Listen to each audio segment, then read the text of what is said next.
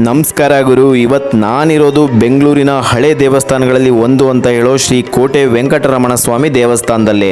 ಬೆಂಗಳೂರಿನ ಕೃಷ್ಣರಾಜೇಂದ್ರ ರಸ್ತೆನಲ್ಲಿರೋ ಈ ಟೆಂಪಲ್ ವೆಂಕಟೇಶ್ವರ ದೇವರಿಗೆ ಸಮರ್ಪಿತವಾಗಿರುವಂತದ್ದು. ಈ ದೇವಸ್ಥಾನ ಬೆಂಗಳೂರು ಕೋಟೆ ಆವರಣದಲ್ಲಿದ್ದರಿಂದ ಕೋಟೆ ವೆಂಕಟರಮಣ ಸ್ವಾಮಿ ಅಂತ ಕರೀತಾರೆ.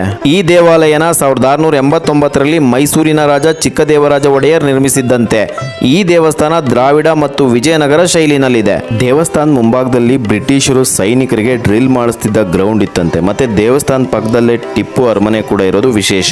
ಮೂರನೇ ಮೈಸೂರು ಯುದ್ಧ ಟೈಮ್ನಲ್ಲಿ ಗವರ್ನರ್ ಜನರಲ್ ಆಗಿದ್ದ ಲಾರ್ಡ್ ಕಾರ್ನ್ವಾಲಿಸ್ ಆದೇಶದಂತೆ ಡ್ರಿಲ್ ಗ್ರೌಂಡ್ ಇಂದ ಟಿಪ್ಪು ಅರಮನೆಗೆ ಗುಂಡು ಹಾರಿಸ್ತಾರೆ. ಆ ಗುಂಡು ದೇವಸ್ಥಾನ ಮುಂಭಾಗದ ದೊಡ್ಡ ಗರುಡಗಂಬಕ್ಕೆ ತಗಲಿ ಟಿಪ್ಪು ಜೀವ ಉಳಿಸ್ತಂತೆ. ಅದಕ್ಕೆ ಟಿಪ್ಪುಗೆ ಈ ದೇವಸ್ಥಾನದ ಮೇಲೆ ಅಪಾರವಾದ ನಂಬಿಕೆ ಇತ್ತು ಅಂತ ಹೇಳ್ತಾರೆ. ಇಲ್ಲಿ ನಾವು ಪ್ರಧಾನ ಮೂರ್ತಿಯಾದ ವೆಂಕಟರಮಣ ಸ್ವಾಮಿ ಅಲ್ಲದೆ ಶ್ರೀದೇವಿ ಭೂದೇವಿ ಸಹಿತವಾದ ವೆಂಕಟರಮಣ ಸ್ವಾಮಿಯ ಉತ್ಸವ ಮೂರ್ತಿ, ಪದ್ಮಾವತಿ ದೇವಸ್ಥಾನ, ಆಂಜನೇಯನ ದೇವಸ್ಥಾನ, ಆಂಡಾಳಮ್ಮನ ಗುಡಿ, ಆಳ್ವಾರ್ ಆಚಾರ್ಯರ ಸನ್ನಿಧಿ, ಉತ್ತರ ದಿಕ್ಕಿನಲ್ಲಿರೋ ವೈಕುಂಠ ದ್ವಾರವನ್ನು ಕೂಡ ನೋಡಬಹುದು. ಇಂಥ ಪುರಾತನವಾದ ದೇವಾಲಯಕ್ಕೆ ನೀವು ಒಮ್ಮೆ ಬಂದು ಶ್ರೀ ವೆಂಕಟೇಶನ ದರ್ಶನ ಮಾಡಿ ಅಂತ ಹೇಳ್ತಾ ನೆಕ್ಸ್ಟ್ ವಿಡಿಯೋದಲ್ಲಿ ಸಿಗೋಣ.